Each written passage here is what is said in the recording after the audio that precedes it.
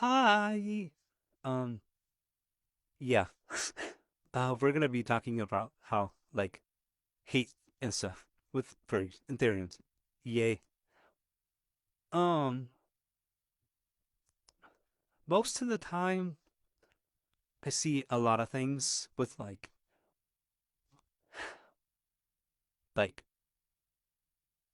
um just a lot of stereotypical stuff. Let's say. Um, things like hold on. I'm sorry. That was stuck. Okay. Things like oh, people hating furries just because they think they're an animal, which is not the case. Um, many furries do not identify as an animal at all, like at all. Um, and I think people get confused on the difference between a furry and a Therian,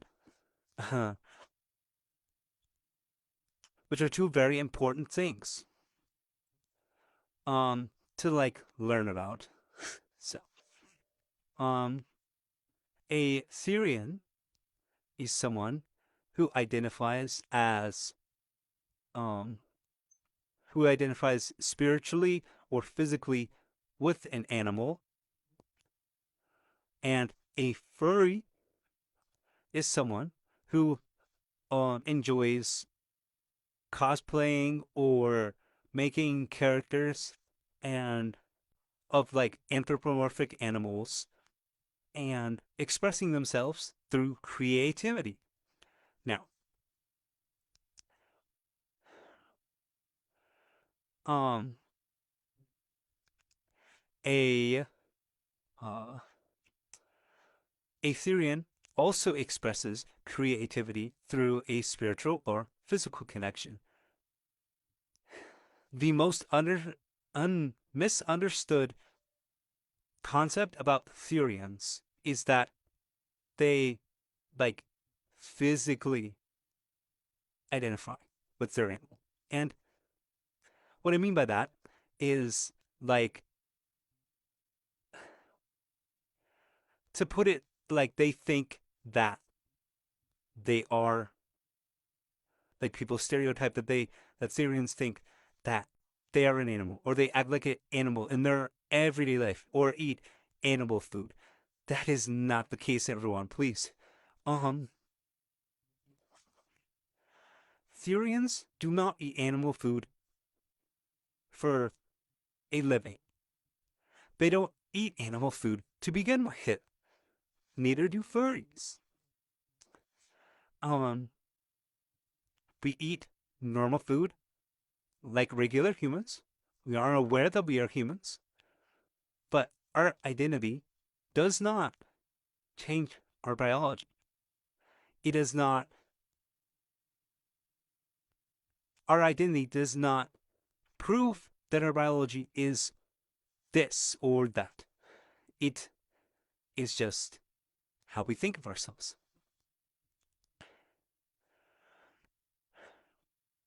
Identity is like feeling a certain way about yourself. For instance, if you are gay or less or pan or bi, that is your identity. That is who you are. Um, and I think that it's very misunderstood and not taken in the right way. Um, and it's very frustrating because people do not like to do their research. Um, it is very difficult to explain to people about the difference between Therians and furries because there is a lot to know about and there is a lot to learn. Um, and same goes for any type of identity, really. Um, for instance, perhaps someone is trans. That is who they are. That is who they identify as. Um, I'm trans. I am he. I go by he. That is who I identify as. Um, it's no different from identifying with an animal or expressing through yourself through creativity. That's just who someone is. And I don't think it's fair or even right to criticize someone for being themselves.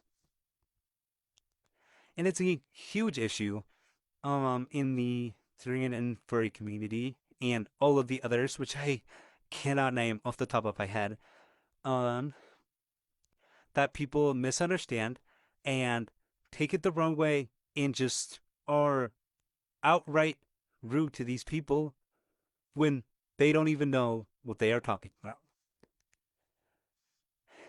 And yes, everyone can have an opinion, but that doesn't mean you just go out searching for people that are these things and purposely making fun of them and telling them that they suck or that they um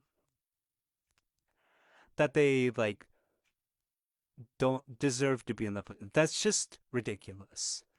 And I'm fairly disappointed at how many adults go around acting so immature when people are just living their lives normally like everyone else and they make such a big deal out of it just because they identify as one thing.